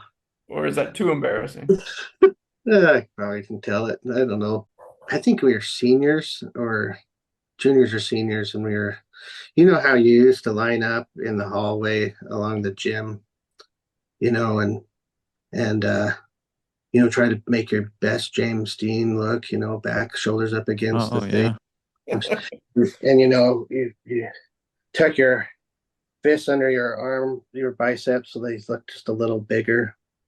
Yeah, well, at least I did. I don't know if you guys did, but I just remember Sounds familiar. one day, and we do that during lunch or during the breaks that people walk through, and people walk back and forth. It's just kind of, I remember doing that, and sitting there up against the wall with probably Gladys and Holtz or somebody, and I was noticing this particular day that these girls were checking me out, and they'd walk past and they'd kind of, look me up and down and kind of walk by, Oh, I can't and, wait. This is awesome. and kind of, they would kind of get together and kind of whisper back and forth together. And I'm like, man, and I starting to feel a little more confident in who I was. And I was actually dating girls, by this time. And so I thought, man, I must really have something going on today. Could have been the obsession that I was wearing or whatever. But they were just checking me out. And then I remember, I want to say it was Ginger, but somebody came up to me and whispered in my ear and said, "Hey, Jeff, your fly's open." And I looked down. Oh my gosh. So my mom, as a gag gift, for Christmas, I got these briefs, these Playboy briefs. They had little Playboy bunnies on them. I don't know that she knew what Playboy bunnies were. She just saw the bunnies. But they were really bright. Like there was fluorescent colors like purple and pink and yellow.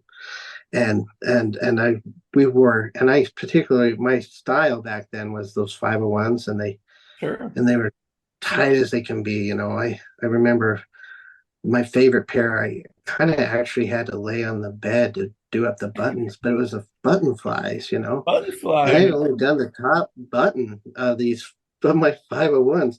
So it's not like you can just turn around and zip it up. It's like an effort. And I remember looking down, and all I saw was me just out there, like all the way out there with these bright colors everywhere. I was so embarrassed. That is I awesome. didn't know what to do because literally every girl in high school and probably some from middle school came out and checked it out. But they probably don't remember anything like it. There wasn't anything to remember for them, but for me it was horrifying. We will We make will sure to ask ask. Yeah. We will We'll ask you, see. dear. No, let's not ask. I don't want to. No polls. No. No balls. No questionnaires out there. No. Do you remember that? And what do you Oh. think? Where do you rate that at? No, I don't want nothing. Fair Please, enough. please. I think that's fair. We'll leave it in the I'm just episode, gonna but we hope that won't nobody. make a poll about it. Yeah. Someone will bring it up. Yeah, let's just Yeah, hope. once it's out there, maybe. I hope not. It won't be I us hope though. not, but We've committed that to you. Won't be us. Yeah, your secret's okay. safe with us until we put it on the internet. So, yeah. Awesome. Man, it'd be great if you could just kind of cut everything and put them all in chronological order. No. Let's plan on We're that. just gonna let it run. We're just gonna let it No, roll. okay. It's too good. Well, I We met my can't wife do at anything else. my sister's wedding breakfast, and then I flirted with her that whole night. And then after the reception in Bancroft, we went and all hung out at Lava, and we ate dinner at the Flying J in McCammon, and then we Oh yeah. went to Lava. No, we went to hot baths first, and I was really impressed because she rented a swimming suit, and I thought that's a cool girl that's confident enough to rent a swimming suit from Lava, 'cause- and she's gorgeous. She looked good in even that rented swimming suit. But I just really, I mean, I did my best flirting that I ever had. I put out all You had of your A all game of, that night, huh? I tried. I was trying so hard, and because I thought, man, this would be a keeper if I can just talk her into marrying me. And every time I brought it up, she said she's just too little, and she's my sister's age, so. And she just went down to Utah State. Coming from Rick's, there's a different experience from boys that go to Rick's and girls who go to Rick's, because there's like a ratio of women to men. Yeah. Yeah. And It was 8-1 back in those days. yeah, Women to men, I think. so she came down here, and there's all kinds of guys that were asking her out, and she was. I mean, I never was. I consider myself a blue collar Mormon. I don't mind any calling that's in that blue collar range, but you put a president or any kind of leadership, I'm not that guy. And I wasn't that guy then either. So, but she had her family home evening groups and all that stuff, and so I had some competition with Yeah. all, and I was still trying to find myself. So, but it took me a year, but I convinced her. I fooled her into marrying me. What year did y'all get married? Awesome. 94. Okay. 94. And then I have 4 children, and then we adopted actually when we moved up here and built our house. My youngest, Dusty, was going into kindergarten, and we sat down with Carol Lee, and I said, well, what do you want to do? You want to go back to college and finish your degree? Do you want to go work? What do you want to do? And she just loved being a mom. We made a commitment when Cassidy was 1. She was working at Inkley's and Logan, and but I didn't know she cried every time she had to go to work because she was missing the baby. But anyway, we made a commitment that she'd be a stay-at-home mom, and so there were rules. She had to do all the bills and housework, and I'd work and bring home the bacon, I guess, and so she stayed at home. But when we talked about that, and she said, "Well, I'm not quite done. I really like being a mom." I said, "Well, we considered this before when I was actually dating Carolee, and we talked, and I think when we got engaged, we were talking about what kind of family we want." And Right. I said, "Well, I think 3 kids would be good. But 2 of them, I think we can have, biologically, and then the third one, because if we have a boy and a girl, good, then we can just choose the next one, or if we have 2 boys, we can actually get a girl, because my grandpa had 5 daughters, and my aunts are wonderful people. I really love them all, but I know that he had 5 because he was shooting for one of them to be a boy. And I just thought, well, why waste all that effort, when you can adopt? They're all over the place. But so that's what our thoughts were. But then we ended up with 4 kids. The last one, Dusty, was kind of an oops baby. He was only 18 months behind Shelby. So we moved up here to Mount Green, built really too big of a house, to be really honest with you. And so we definitely had room for being a foster parent. So we went through the classes and thought we'd be foster parents. And so the first 2 kids, we actually got on respite from another family that lived close to us that had them. They were foster parents too. And it was just a little bit much. They were a little busy. They're 3 and 18 months, and they're pretty busy kids. And so we brought them into our house, and they broke about everything, broke our windows first day, and they're just crazy. Isaiah, the older one, he was really crazy, but they're very coordinated and very talented. Even at that young age, I remember he really wanted to ride a bike, but Dusty's bike was big for him. He was only 3, and he figured out how to get on that bike, and without being taught, he rode it up and down the street. He had to kind of shift his whole body left to right, so because he couldn't, like, his crotch wasn't long enough to reach the pedals, so he had to kind of shift, jog back and forth, but rode the bike all over. He's really good. And then his little brother his little brother's a Milano, so he's half black, but they're brothers. They're half brothers, I guess, same mom. Mm-hmm. And Jacoby is a crazy kid. But he was taken out of the home for neglect, and so Jacoby had never been picked up. And so it was like when you picked Jacoby up, it was like picking up a noodle, or those things that you buy at the dollar store that you can't grab, that kind of look like a hot dog and they kind of slip through your hands. Yeah. Yeah, so it was kind of like that because he had no muscle.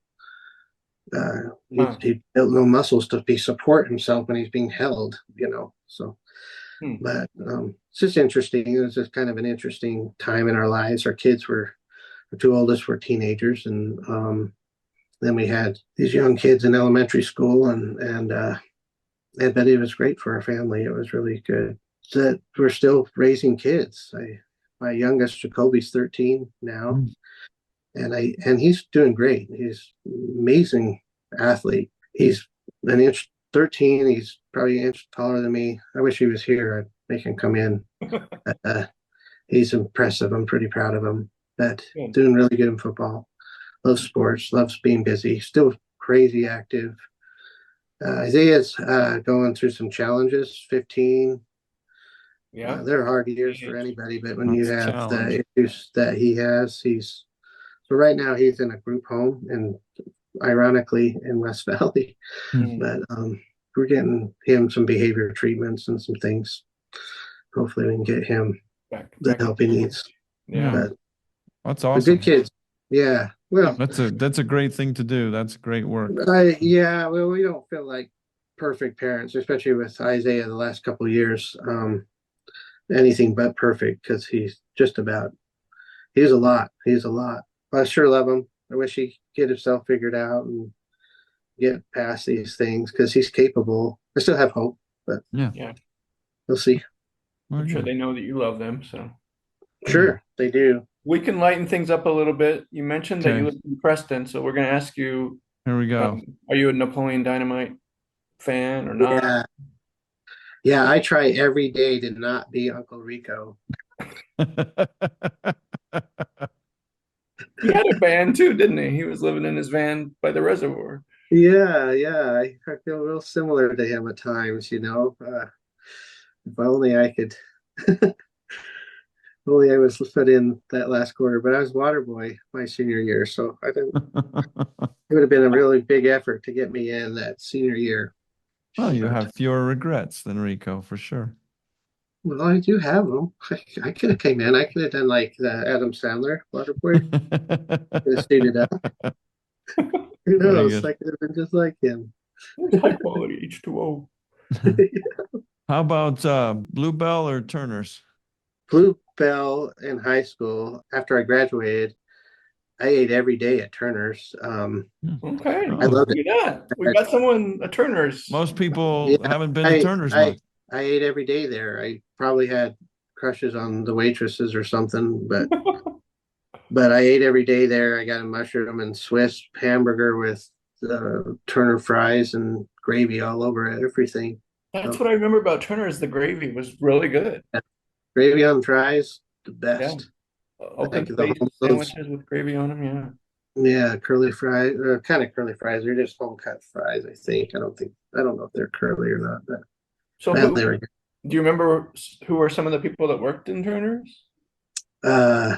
Susie Sam. I remember she was one of the waitresses, and I don't know. I don't remember, honestly. I just remember I was girl crazy. I had crushes on everybody, or at least they were once. All we know is that they were hotties. We don't know they were who hotties they were necessarily. Out of my league. Everybody in was out of my league. But well, I was fortunate to be not related. Here's something though. I think this is something, because you mentioned that your current wife knew your sister first, right? Mm-hmm. Now, I couldn't ever be marriageable to someone who knew either one of my sisters first. If they were my sisters first, there's no way that I would be marriageable. So you got something there. I think that's the advantage is I was that bad that she didn't even mention me. So I think if my wife had heard any stories that my sister had of me, Probably not a chance in hell. Well, But, maybe that's an asterisk. That's true. All right. So you lived in Preston. Did you go back to Preston much once you moved to Grace, or did you go to Soda more? honestly, there were girls in Bancroft that talked to me. Bancroft. Why are we overlooking Bancroft? I don't know, but I go to the dances there, and at the stake center or the church or whatever. The 24th of July dance Yeah, at Bancroft was always a good dance. Yeah. Yeah. yeah.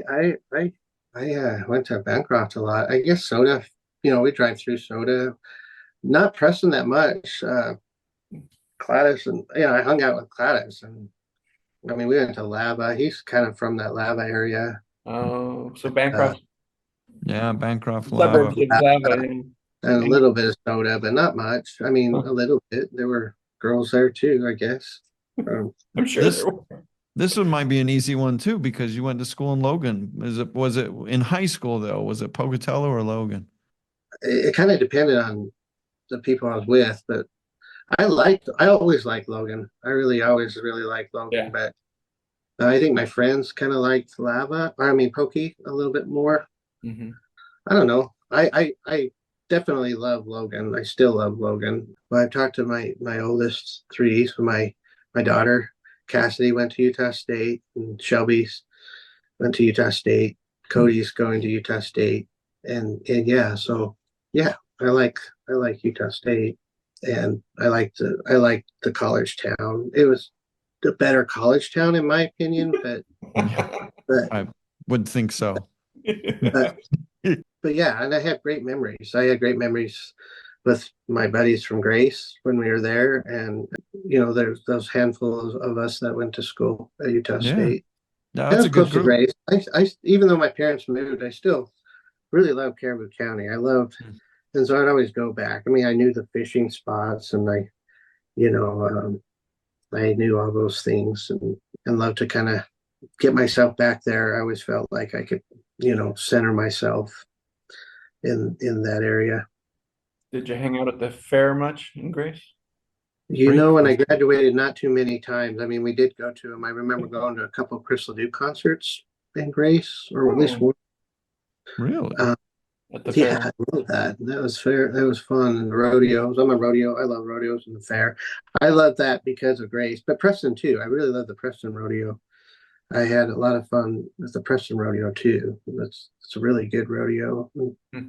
I love Idaho. I really do. I mean, I have to say most of my life is Utah, and I probably should be calling myself a Utah, but man, my heart is right there in Caribou County. Wow. I really love to call that home. That's where, I have still close ties with those same group of friends. I still feel really connected to each one of them. I rekindled a relationship with Jason. Wasn't super happy. I went to Oklahoma, but we kind of rekindled the relationship and had a lot of fun. Yeah. We think we go down memory lane a lot, but we don't live down that lane. But we like to think about those times. Those are good times and good memories. And I'm glad we're doing these things because they bring up other memories that may have been dormant over the years. But had so much fun with all you guys. I mean, just the different interactions and the sports and supporting all you athletes and doing all those things and actually having an opportunity to play sports and do those things. I grew up, with a single mom. I didn't have any sports in my life. I just didn't. So getting that kind of introduction and all that experience there, Grace was great. And my education, I felt like my education was good. I mean, I had good teachers and all that stuff. I just didn't take it serious enough. I always kind of wanted, because I have a family. My mom went and got a degree from college. My grandparents and my great grandparents, actually. My great grandpa graduated from BYU. My mom graduated from BYU. My stepdad from the University of Utah, and so I always had a desire to go to college. because I just thought that that's what you did. Where did you Awesome. graduate from, though? You mentioned that you graduated. Where did you graduate from? At Utah State. Okay, that's okay. Utah State. Yeah, I got my degree in landscape architecture from Utah Okay. State. Yeah. And like when we graduated in '89, I did go on a mission, and I did have to kind of earn enough money to get back into college. So there was about 3 years that I wasn't in college, Right. but still, I didn't graduate until 1998. So yeah, I was in school a while, but I had to take every class I took my freshman year over again, Yeah. everyone, and one of them twice after that. But I really enjoyed my education though. I learned a lot. I love I love my degree. I don't really use my degree as much as a project manager. I'm going on my own. I'm starting my own development company, and I'm bought some land up in Rigby, Idaho, That's Oh, right. and I've been developing some land up there. Hopefully gonna next spring have RV campground and some cottages and good Nice. place for we're a class selling. reunion. There it is. That's our Yeah, spot. sure. Yeah, and then have I don't know if that's the destination spot though. Oh, yeah. It's I love it. And the thing I like about Rigby is the same things that I like about Grace. It's a beautiful area, and it's got a real small town feel and a community vibe that I really like. And and it's good people. But they don't necessarily like me. I'm this Utah. They call us Utards there. The Utard that has come up here and is trying to change their community. But all I want to do is get into a place where I can go back home. Tell You them know, you're a GHS graduate. That's right. yeah,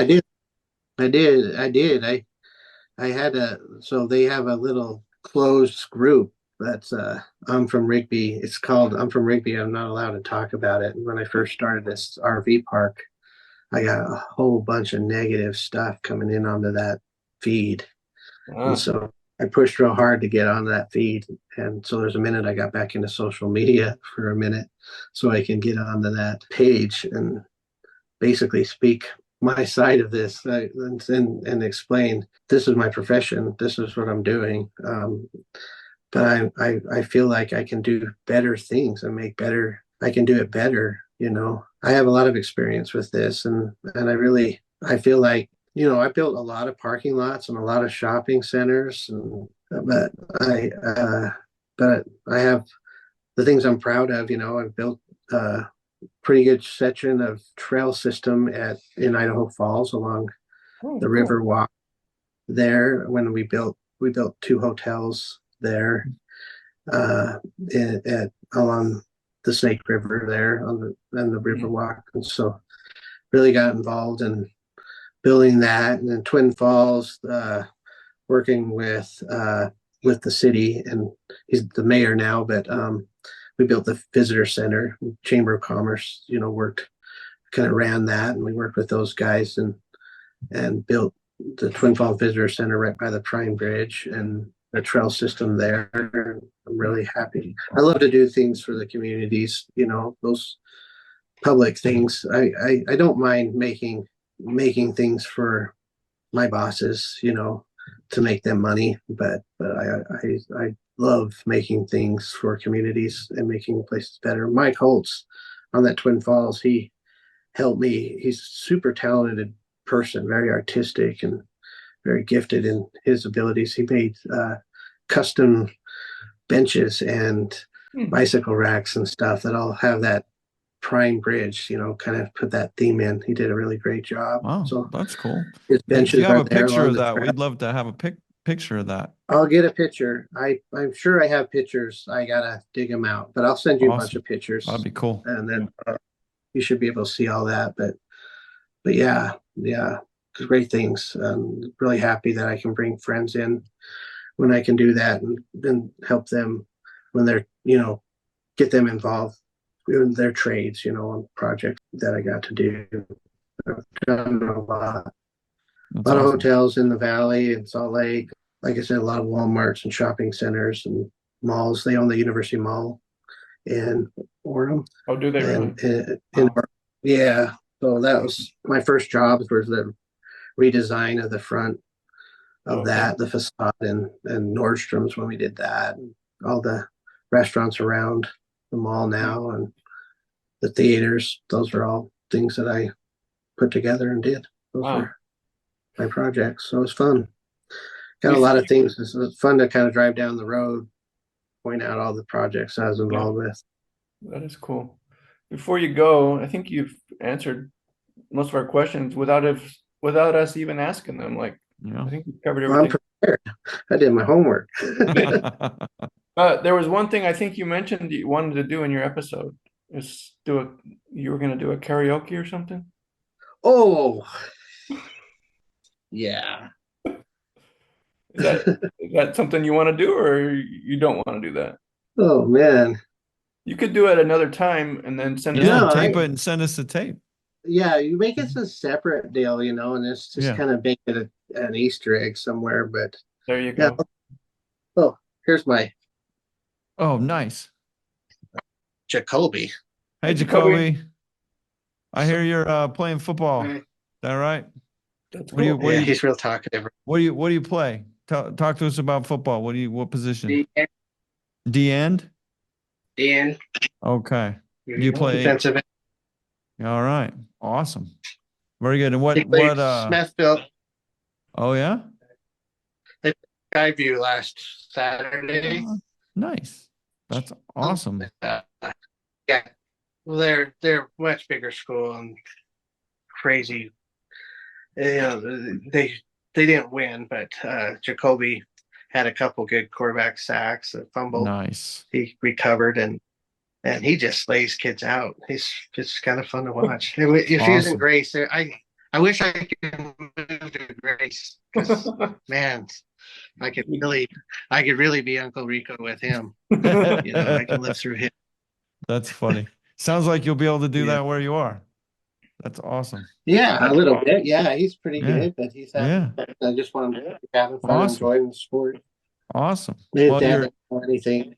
your good But buddy I- Darren was one of our better defensive ends, as I recall. Yeah, So, he Yeah, he was. did He play- was. He got to play And college. he had I don't think Darren played college, but he could have.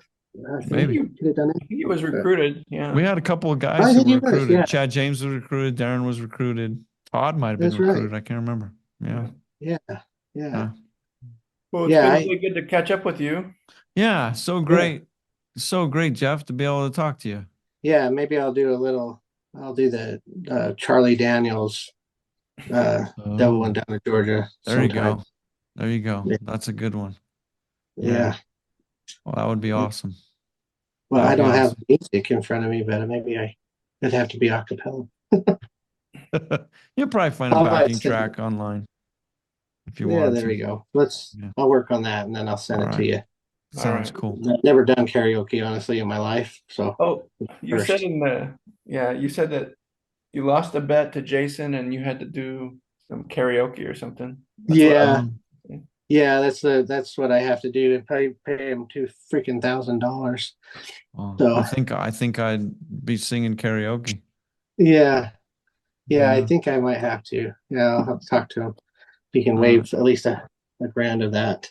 A little steep for missing the prom theme song. Yeah. Yeah, that is Well, steep. when you talk to Jason, tell him that we're ready for him to come on too. Absolutely. Oh, I know. We would love it. I have talked to him a little bit. He's a little reluctant. He's Mm. shy, He's That's shy. okay. That's Well, okay. yeah, We'll wait and- for him. Hulse and Darren too. Yeah. Oh Get 'em yeah. all for us. I heard Holst, Darren, and Barker. I Yeah. actually talked to Dan Barker today. I had some great fishing experiences with him. Hopefully, he'll have some time to talk about it. I have too many stories. But Dan Barker goes up almost every year to Saskatchewan, Canada, Oh, wow. and That's cool.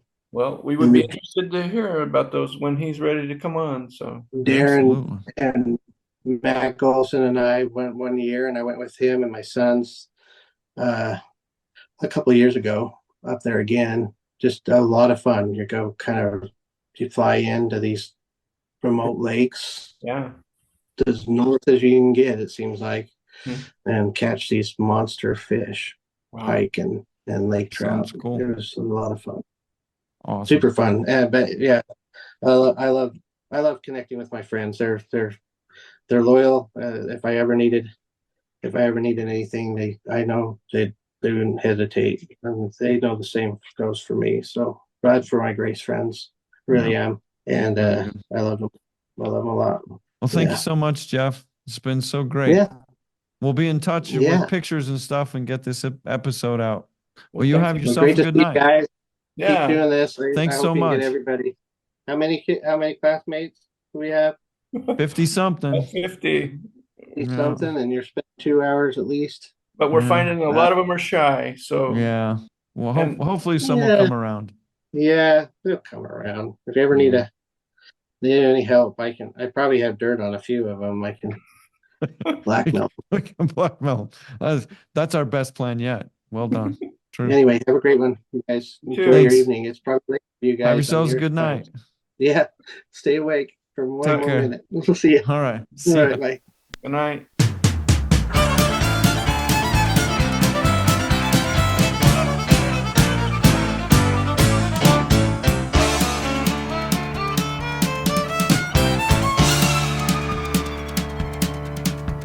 The devil went down to Georgia. He was looking for a soul to steal. He was in a bind because he was way behind and he was willing to make a deal. When he came across this young man sawing on a fiddle and playing it hot, and the devil jumped up on a hickory stump and said, "Boy, let me tell you what. I guess you didn't know it, but I'm a fiddle player too. And if you'd care to take a dare, I'll make a bet with you. Now you play pretty good fiddle, boy, but give the devil his due. I bet a fiddle of gold against your soul, cause I think I'm better than you." The boy said, "My name's Johnny, and it might be a sin, but I'll take your bet and you're gonna regret, cause I'm the best as ever been. Johnny, rosin up your bow and play your fiddle hard, cause hell's broke loose in Georgia and the devil deals the cards. And if you win, you get this shiny fiddle made of gold, but if you lose, the devil gets your soul."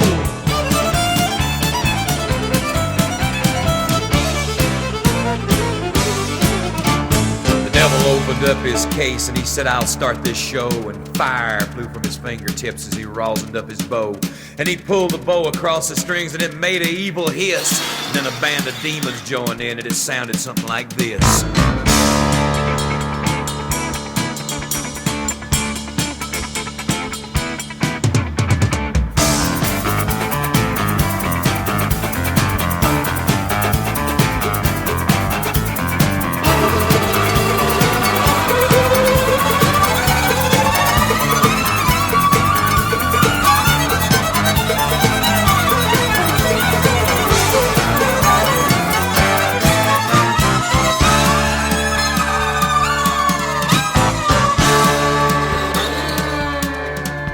When the devil finished, Johnny said, "Well, you're pretty good, old son, but sit down in that chair right there and let me show you how it's done. Fire on the mountain, run, boys, run. The devil's in the house of the rising sun. Chicken in the bread pan, picking out dough. Granted, does your dog bite? No child knows.